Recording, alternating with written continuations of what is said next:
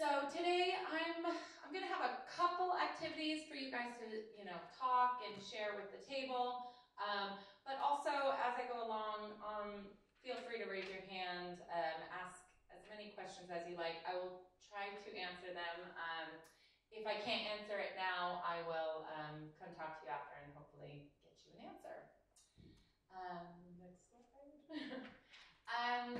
So just a quick overview of what we're going to be talking about. A brief overview of the menopause and symptoms related to it. We're going to be talking about a healthy diet and what makes up a healthy diet, because a lot of the evidence is showing that, a general healthy diet is also really useful during the menopause as well as any other time in your life. So we'll talk about that. We'll also talk about specific nutrients that maybe we can increase to help with some menopausal symptoms. We're going to be looking at label reading, because that's where it all begins when it comes to healthy eating. Knowing what to look for at the grocery store or out at a restaurant, what you're looking for. And we'll also be talking about physical activity, because it does go hand in hand with nutrition and with easing menopausal symptoms as well. Okay, next slide, please. So the menopause, very briefly, it's when a person stops having periods and is no longer able to get pregnant naturally. So this may look very different for everybody. Sometimes it will be fairly quick. Sometimes it can last up to 10 years until a person actually completely stops. So it's not a one-size-fits-all. It typically happens between 45 and 55, but the average age of when a person stops having their periods is actually 51. But again, it could happen much earlier, it could happen later, it all depends. So the symptoms, that's kind of why we're here today. There are some uncomfortable symptoms that some women might experience. Again, some women might breeze through it and we can all hate them, but some people might, have a difficult time. So hot flashes, that is a big one. Hot flashes in the night, sweat, kind of go hand in hand as well. Vaginal dryness, discomfort during sex, difficulty sleeping, low mood or anxiety, reduced sex drive or libido, problems with memory and concentration. Those are just to name a few. So again, you might have these, you might have none of these, you might have different ones, but those are kind of the common symptoms. Again, they can begin months, years before menopause actually is done. So it's really good that we learn how to manage it. And that's kind of what we're going to be talking about today. So, next slide. So a healthy diet for the general population, that's a good place to start. Because if that's our foundation, and then from that we can talk about kind of tweaking our diet a bit specifically for menopause. So the Eat Well Guide. This is the kind of the snapshot of what our daily diet should be made up of. So as you can see over here, in the biggest proportions, we've got fruits and vegetables in the green, and we have starchy carbohydrates in the amber yellowish color. So I'm just going to quickly talk about these, and then I'm going to have you guys do a little group work together. So fruits and vegetables, I think that's pretty self-explanatory. Also, then we've got starchy carbohydrates. That one people can sometimes get a little more confused about, because a lot of times carbohydrates are villainized in kind of the media, blog posts, diet gurus, things like that. I'm not saying go eat a bunch of cakes and cookies. Those wouldn't be considered starchy carbohydrates. Starchy carbohydrates are things like brown bread, brown rice, brown pasta. White varieties do go in there, but we want to kind of have mostly brown varieties, just because your body has to break brown bread and rice down, which means it will be, the energy and the sugars and everything will be released in your body slowly, which means you'll be fuller for longer. It also has a bit more fiber in it, which is really good for your digestion. So yeah, that's starchy carbohydrates. Then in the pink, we've got our proteins, so our meats, our fish, but also vegetarian things like eggs or vegan things like beans and nuts, soy products like soy mince and things that would go in there. And we really need those, especially during the menopause, because they are the building blocks of muscle. And as we age, we start to lose our muscle mass. And it's really important to help keep your metabolism kind of even if you can keep that muscle mass going. In the blue is your dairy products or dairy alternatives, so your milk, your cheese, your yogurts, but also your soy milks and your alternatives to dairy products. And those are super important during the menopause, as well as just in the general population, because calcium, when our estrogen levels start to decrease, we can start to kind of lose our calcium in our bones and we get weak, brittle bones. So it's really important that we are consuming a decent amount of calcium, and we'll talk about that in more detail later. And then that purple sliver there is oils and spreads. So again, as you can see, it is the smallest amount on our daily diet, which means we really don't need a lot of it. So that's things like olive oil and, you know, unsaturated fats, rapeseed oil, things like that. And then over here, not even on this, is the eat less often and in small amounts. Those are things like your cakes, your biscuits, and other things, and we will discuss in a minute. So, next slide, please. So, I went around to a couple tables, and there was some nice discussion going on. Does anybody want to ask or share something that maybe your table had some questions on, you weren't quite sure? Anything? Yeah? Honey was one. Thank you for pointing that one out. That one, I put that one on the top of the list because that's the one I always get questions about. Yeah, honey is a tricky one. So it is natural. It's not like white table sugar. It's not processed, but your body will still react to it as it would white table sugar. So it's a free sugar in your body. So you'll have your blood sugar levels will spike, and then you'll crash, and you'll, you know, probably be craving sweets, and you'll be a little irritable and things like that. So we would put that in the eat less often and in small amount section. Again, not saying never have these things, but it's probably not something that you want to have a lot of, and you don't want to always have it, if that makes sense. Same thing with jam. Jam is very high in sugar. It has a lot of sugar and a teeny bit of fruit that is very small amounts. So that, again, is also eat less often. We will talk about label reading later on, but I would say it's not, I wouldn't have it every day, because again, it is sugar. Plain porridge and then adding your own fruit to it, maybe some cinnamon. Anthony was saying he likes peanut butter and banana in his. That's perfectly healthy. We would just want to make sure that we're not having syrup and honey like every single day all the time. Yeah. Any other questions about that? Yeah? We were having a debate on smoothies. Good yes, another very good one. Thank you for bringing that up. Yeah, so smoothies as well as juice, even if it's 100% all natural, you just squeezed it right there, you know where everything came from.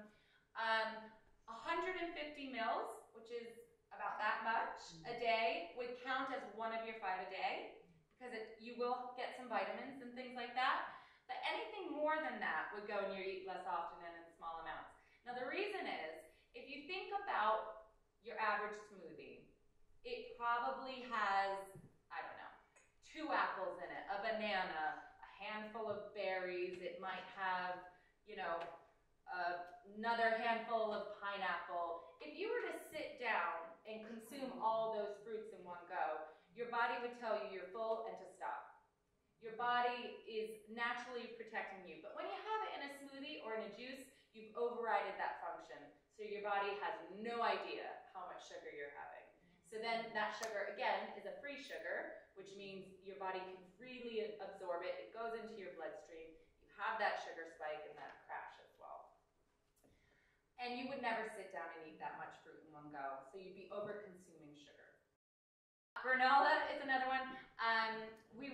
We'll talk about label reading, so you'll be better equipped to see it visually. But usually store-bought granola will have honey coating on it, or it'll be sprayed with like a sugar fruit spray to give it a glisten when it, if you've seen granola.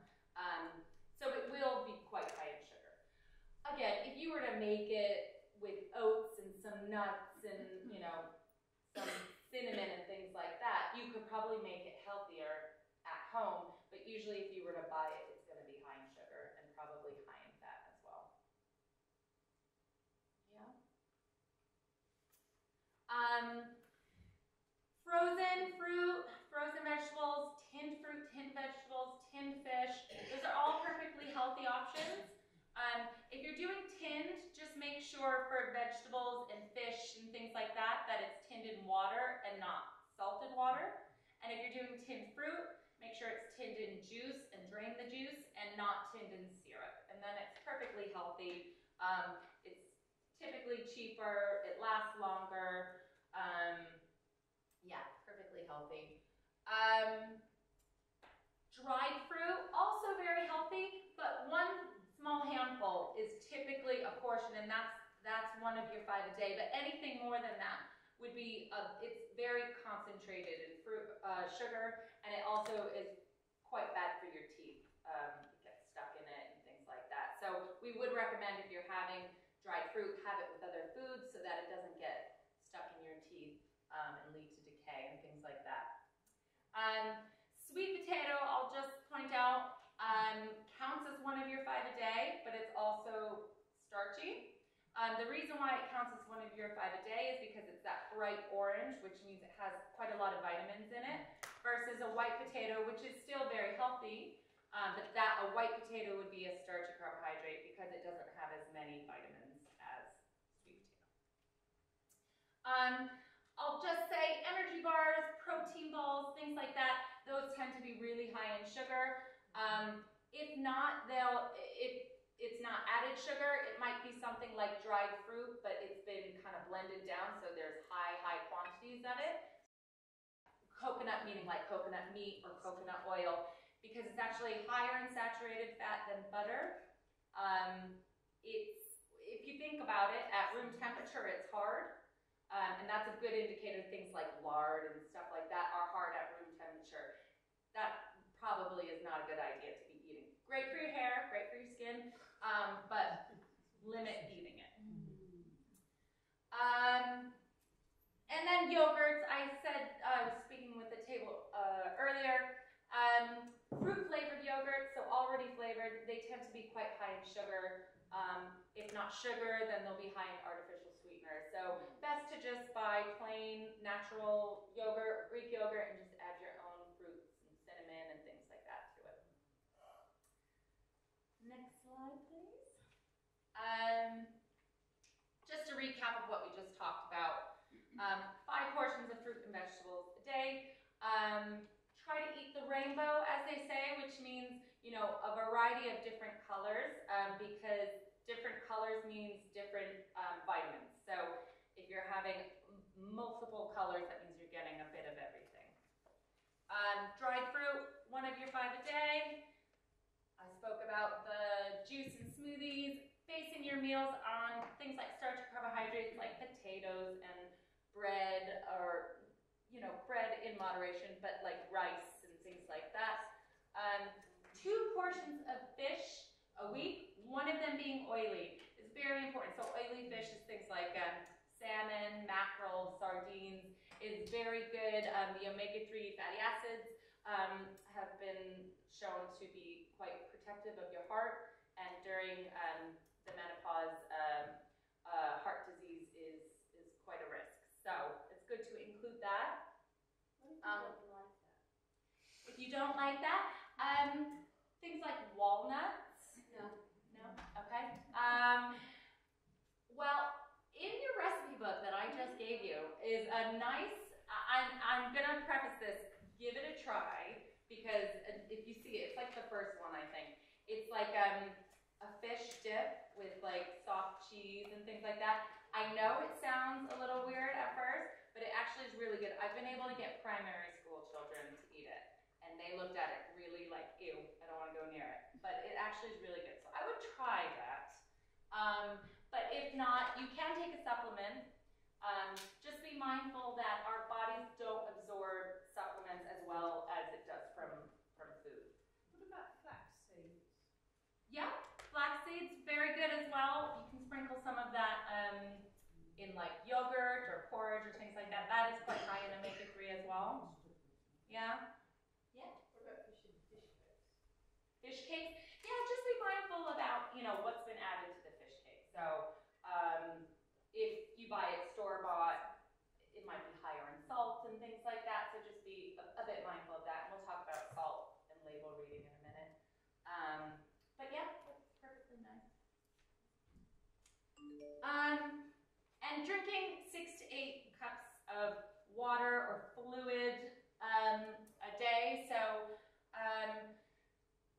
your tea does count, but I wouldn't drink 6 to 8 glasses of that a day. But a glass of that can count towards your 6 to 8, but mostly water is what we should be drinking. Any questions on that? Next slide. Okay, so your diet. Diet and exercise can help ease symptoms. Again, as I said earlier, it's not going to solve all your problems, but it's a good place to start. So, tiredness is a big symptom with the menopause. And we talked about it a little bit when we were talking about the Eat Well guide and the sugars and the free sugars, and how it can make your bloodstream, you have a sugar spike and then a crash, and then you're tired and you're craving more sugary foods, and then you have it again, and then it goes in a vicious cycle like that. So here we've got low blood sugar, which then we have a craving for something sweet, something to give us energy. And if you have something like a candy bar or something high in sugar, you are released that dopamine, so you have that nice high, that sugar high. Your blood sugar level spike, but then it's going to come down. It's going to come down quite quickly because, again, it's a free sugar. So, and then the insulin's released to bring down the blood sugar levels, and then you go back to your craving, and then it goes in a circle. So instead of getting, energy drinks are quite high in sugars, or energy bars, or things like that, having fresh fruit, having dried fruit as well, dried fruit with some nuts, that's a great way to, get your energy levels back up, but then it's going to keep you level for longer until your next meal. Yeah? What do you think of intermittent fasting? I think when it comes to the general population, I know everybody wants to get this, amazing answer that it's gonna just fix everything, and what I have to say is what it comes down to is just a general healthy diet. I wouldn't go doing those fasting and things like that. You fast overnight, that's long enough. I think eating small meals throughout the day is actually really important to keep your energy levels up, and to keep you functioning, and to the point where you're not starving and cranky and hangry as I tend to get. I think that's the better way to go. Yeah. Any questions? Okay. So hot flashes and night sweats. Those can be kind of some of the more troubling of symptoms. And there are quite a few different things that can help it, and that can also kind of big one. So that's a stimulant. Most stimulants will kind of increase your core body temperature. So try to decrease your caffeine consumption. I know that's hard when you're also feeling tired, but you know, trying to have maybe 1 or 2 cups of coffee or tea and then switch to decaf for the rest of the day. But also, if you're making sure your meals are, you know, energy dense but slow release energy, you won't be as dependent on caffeine. So try switching to decaf for later in the day. Also, isoflavins. So that's things in things like soy products. Those have been actually shown in recent studies to help ease hot flashes. Here it says 40 grams or 40 milligrams of isoflavins, which is about a glass of soy milk, or 100 grams of soy mince, so you know that corn meat and stuff like that. That's been shown to reduce the frequency by 20.6%, but severity by 26.2%, according to the British Dietetic Association. So that's actually really promising, promising evidence to support that. So I would consider adding that to your diet, giving it a try. Also reducing your alcohol consumption. I know that's easier said than done, but no more than 2 to 3 units a day. Over a week, it's 14 units, and I know that sounds like a lot, but actually, when you think a glass of wine is like 1.5, 1.8 units, it does add up. So yeah, limiting that is quite important, and also for weight management, if you limit your alcohol consumption, it can really help with that. Spicy food makes hot flushes a lot worse, so trying to limit the amount of that you're having. But also, this last one, I think is really interesting. Exercising regularly to the feeling of hot and sweaty has actually shown to help reduce hot flushes in other parts of the day. I know it kind of sounds counterproductive, but that has been shown to be actually really beneficial. And again, for weight management and your muscle mass is really important during the menopause as well. We'll talk about that in a minute. Any questions on that? Yeah? How much soy milk can you take in a day? Can you take in a day? Yeah. I mean, as much as you would like. I mean, I wouldn't, with anything you eat, I would say eat it in moderation or drink it in moderation. A glass, as it said, 40 milligrams is roughly a glass of soy milk. So that's fine. I mean, if you were to have it 3 times a day, that's totally fine. Yeah? Thank you. Because you should be having dairy or dairy alternatives like 2 to 3 times a day, and we'll talk about that, I think, in the next slide. So yeah, 2 to 3 times a day if you wanted to. So weight gain. This is a really hot topic. So as we age, our muscle mass decreases, whether that be from hormone fluctuations or we're just not as active as we once were. So all of that kind of around, as we're aging, is we're going to start losing our muscle mass. And the thing about muscle is it requires more energy than fat, right, to keep it going. So which means our bodies don't need as much energy to run if our muscle mass is shrinking. Which means if we continue to eat as we did 5, 10 years previously, over time we're going to just be adding weight on, because if we're not burning what we're consuming, it's going to be stored as fat in our bodies. So it's really important for women to do resistance training, to build that muscle mass, to have the protein. As I said before, consuming protein is very important to build your muscles. Because if you're building up your muscles, your body's going to burn more energy, which means you can consume more energy, or if you're trying to lose weight, you consume the same amount of energy, but you're going to be burning off your energy. If that makes sense. consuming. If we're not changing our physical activity levels, we can't continue eating what we once did. It just, the math will not work. Being mindful of our portion sizes is really important as well when it comes to weight management. So like smaller plates is a good idea.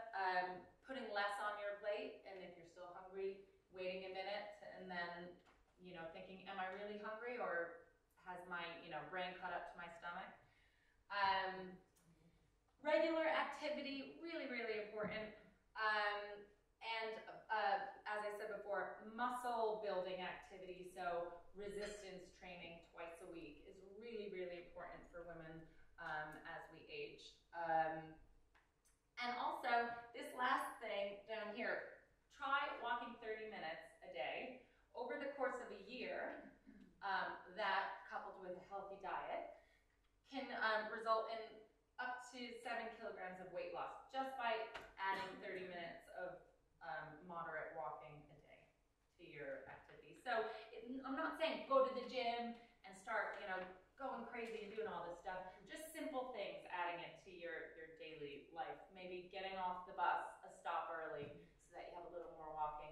Getting up for your lunch and walking around your office or wherever you work is really important. Just adding these into our life can make a big difference. So bone health. I mentioned it earlier about calcium. So from 35, our estrogen levels drop, which can increase our calcium loss as well, which is really important that we're having calcium so our bones are strong, and, you know, we have less risk of breaks and things like that. So a healthy, balanced diet can help with bone health as well as physical activity. I'm coming back to that again. It is really important for your bone health to be physically active, to keep moving. Again, even if it's only 30 minutes a day, it's really important to build that into your daily life. You can get calcium not just from dairy, you can get it from some fruits and vegetables. So consuming that wide variety, as I said, eat the rainbow. If you can kind of remember that while you're picking your fruits and vegetables and filling up your plate is really important. We're aiming for 2 to 3 portions of dairy a day or dairy alternatives if you're lactose intolerant. So adults 19 to 64 years of age, the recommendation is 700 milligrams of calcium a day, which is you would get from about 2 to 3 portions of dairy a day. But women who are past the menopause, so not the perimenopause, but who have completely, you know, stopped their periods for an extended period of time, need about 1,200 milligrams of calcium a day. So you can either get that by increasing your calcium consumption, or it might be beneficial to start a calcium supplement as well. And vitamin D, as you brought up earlier, again, super important for bone health. Something to be mindful of though, we get about 10% of our vitamin D from our diet. So it's not that much from our diet. Most of it is from sunlight. Our body takes the sunlight and we convert it into vitamin D in our body. But we live in England and it's sunny now, but it's not normally that sunny all year long. So that's why it is recommended for all of us to have a supplement, a vitamin D supplement. Should you take it with your meal? It depends on the supplement that you have. I think my one says to take it, yeah, with the meal. Some of them say on an empty stomach. I think it just depends on the one you have. Quite upsets my stomach. Yeah, so then it probably is good to have it with food. Maybe have it with breakfast in the morning. Yeah. What is the best dosage of vitamin D in this 1 week? It's the general population. It's 10 micrograms. 1,000 international units. Yeah. So yeah, just if you go to any chemist or even the grocery store, they'll have them there as well. So our estrogen dropping around menopause. So that can just wreak havoc on a bunch of things. So we've talked about it a little bit, our estrogen dropping. So it's been sprinkled throughout today's presentation. So it can lead to symptoms like vaginal dryness, irritability, breast tenderness, lots of different things. Your estrogen dropping leads to calcium loss in your bone health as well. So it's really important that we look into how we can kind of remedy that. So studies have shown that plant estrogen, so again, things like soy, if taken in high amounts, it can almost, the plant estrogen mimics human estrogen in your body. So plant estrogen is found in things like soy milk, some yogurts, soya and linseed breads, edamame, so soybeans as well. Studies have shown that consuming it several times a day versus one lump sum has been shown to be more beneficial. So not having it all in one go, kind of having it throughout the day is recommended. It's recommended to do it 2 to 3 times a day for, I believe it's a month, or 2 to 3 months, sorry, before you try a supplement. So it takes time. You're not going to see a difference overnight, but try doing it 2 to 3 months. And if you see a change and you see, it's helping out, great. If not, then you can think to have a supplement. But it is better, as I said earlier about supplements, it's better to try and get these things from our food because our body will take it up a lot easier than if we were to take it in the pill form.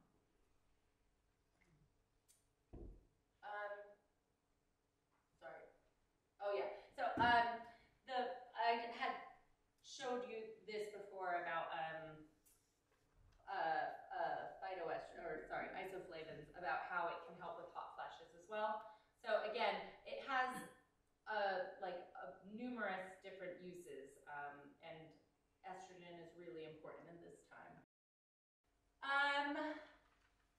As I said before, reducing your salt, so ready meals, things like that. We'll talk about what is low salt in a second as well. And eating your 5 a day is really important as well. It's important for just general health as well. So, yeah.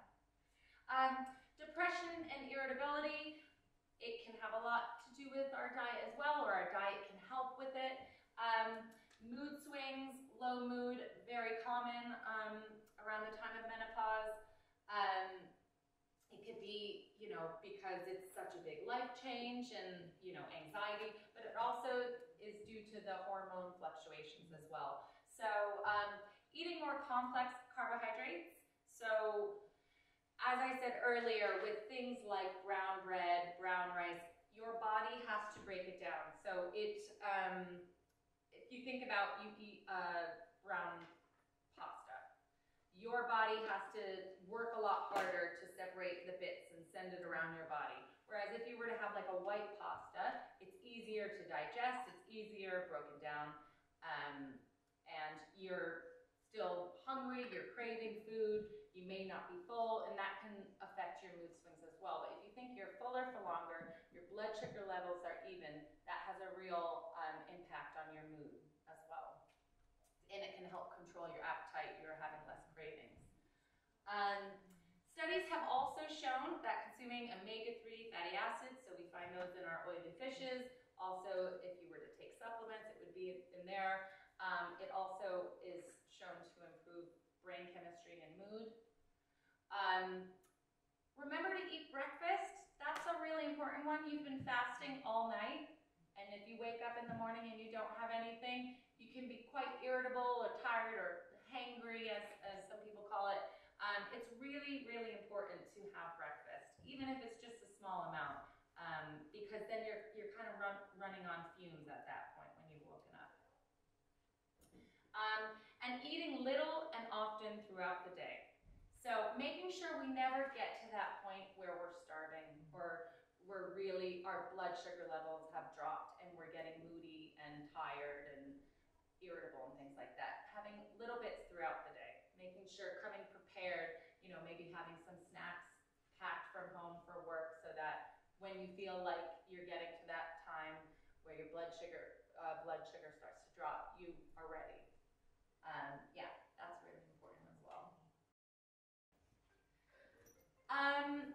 So physical activity, we've talked about it a bit throughout the day.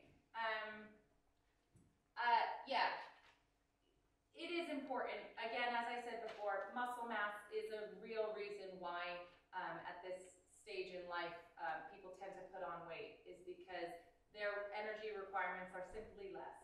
So if we, you know, are mindful of our portion sizes and our calorie consumption, but we're also increasing our physical activity and our resistance, specifically resistance activity, it's really, really important during this time.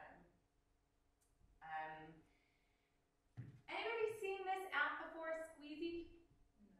No, it's on the NHS. It's an app that kind of reminds you to do your pelvic floor muscles.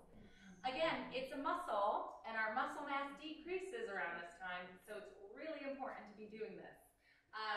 So yeah, maintaining a strong pelvic floor is very, very important.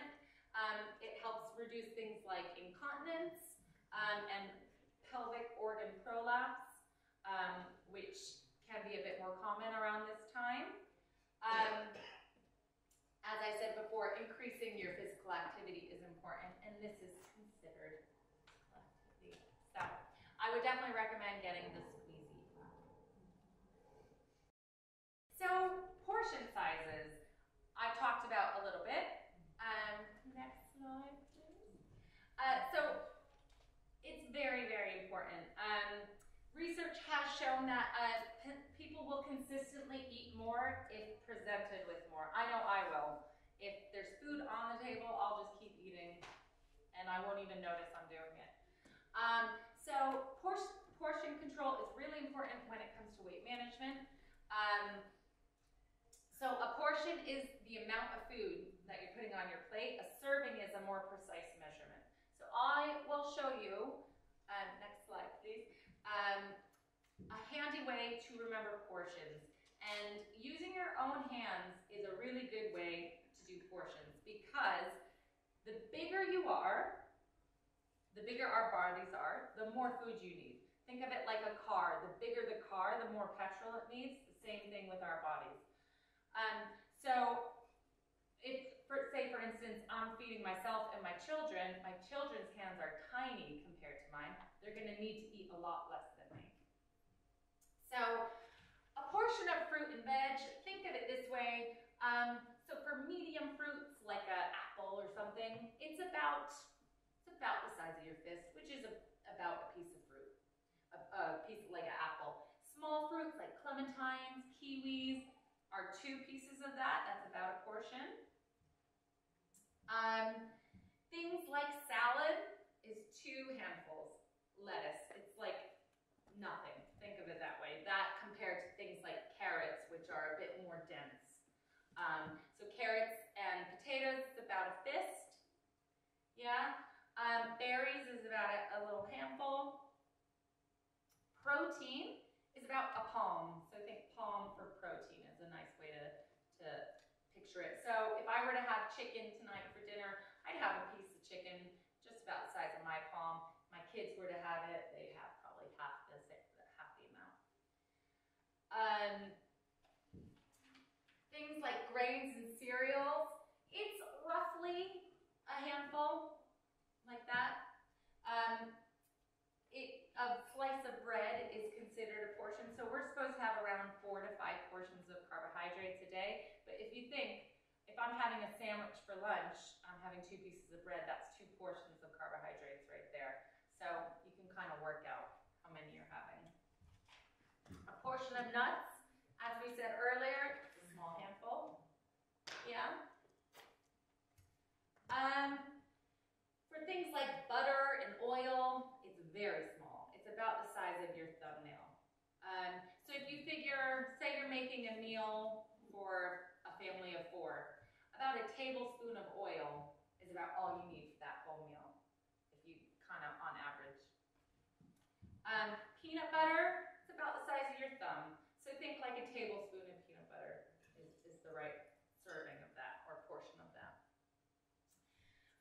treats that you're not supposed to be having a ton of, ice cream is about half your fist. So, yeah. So I can have more than my kids, which is nice. Smoothies and juice, as I said, 150 mils, which is about a small cup. Chocolate, about the size of your index finger, so not a whole bar of Cadbury, but like a couple squares. So yeah, no, it's not a lot. It's not a lot. A portion of dairy, so milk is about 200 mils would be a portion of that, so that's a decent glass of milk. Yogurt's like 125 mils, which is about what those standard pots are, about 125 mils. I can't see what that is. I think it's cheese. It's like a matchbox size of cheese, which that's what it would show you if it was on the screen.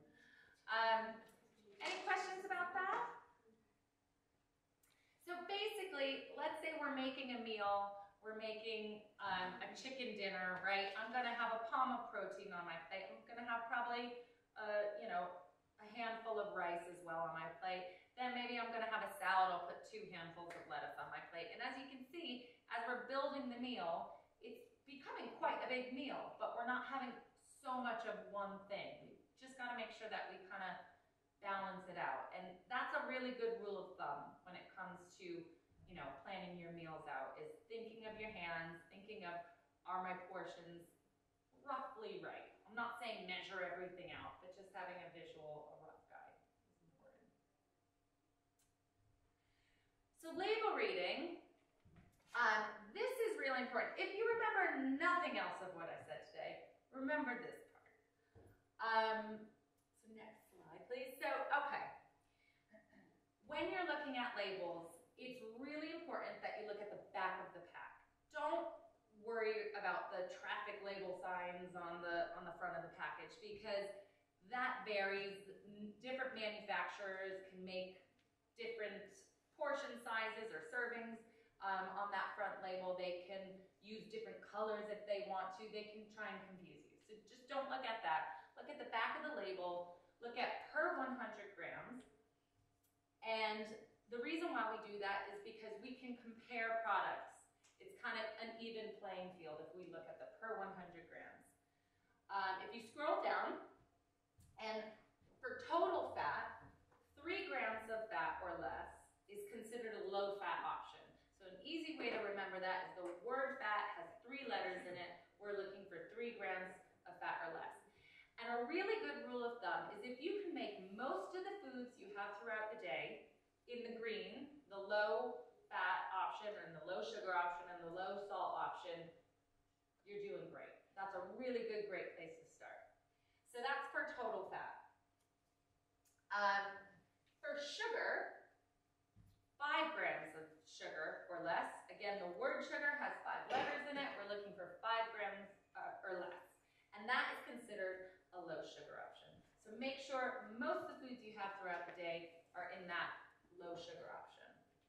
For salt, I don't have a fun, fancy way to remember salt.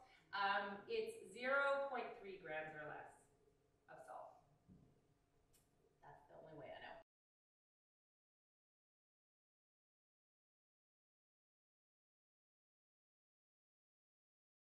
Who wants to shout out what they think the lowest sugar item is? Porridge. I'm sorry? Porridge? Ready bread? Is the peanut butter, is that the sugar-free version or the... It's the healthy version, yeah, the That might sugar-free. be quite low It's sugar. actually shredded wheat. Oh. Yeah, which has 0.7 grams. Oh, sorry. Oh, next slide. Next slide. Oh, it's in the corner. Oh, you didn't see it. Shredded wheat. So plain shredded wheat, not the like flavored shredded wheat. The plain shredded wheat is 0.7. So that's a very healthy option. Yeah, and you can add your own things to it. Stuff. Where do we think?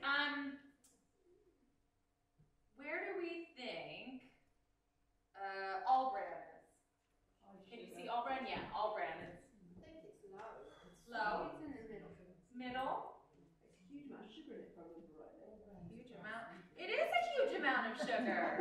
It's 18 grams per 100 grams. So yeah, you think all bran, ew, right? You think, oh, it must be good for you. No, it's quite high in sugar. Yeah, 18. And remember, what are we looking for low sugar? 5 or less. Exactly. What about the peanut butter? We've talked about peanut butter. How much sugar do you think's in that? Lots? Not too much? Yeah, I don't think there's much in it if you get the no added sugar one. But you Yeah. get the sugary version. Yeah, so not like Jif or... Do you guys have that here, Jif? No. Okay. Yeah. Oh yeah, no, that's Sif. Yeah. Okay, so peanut butter, that's 3.8. So that's a low sugar. That's the natural, no sugar added peanut butter. So yeah, low sugar. It's very good for you. Very good. Someone said the Red Bull. Yeah, what do we think? Low sugar, high sugar? Yeah, it's 11 grams of sugar. It used to be much higher, and then they've had the sugar tax, so a lot of manufacturers have tried to lower their sugar, but it's still 11 grams, and we're looking for 5 or less. So it's a higher sugar option. The Activia Gut Health Rhubarb Yogurt, what do we think? High. High.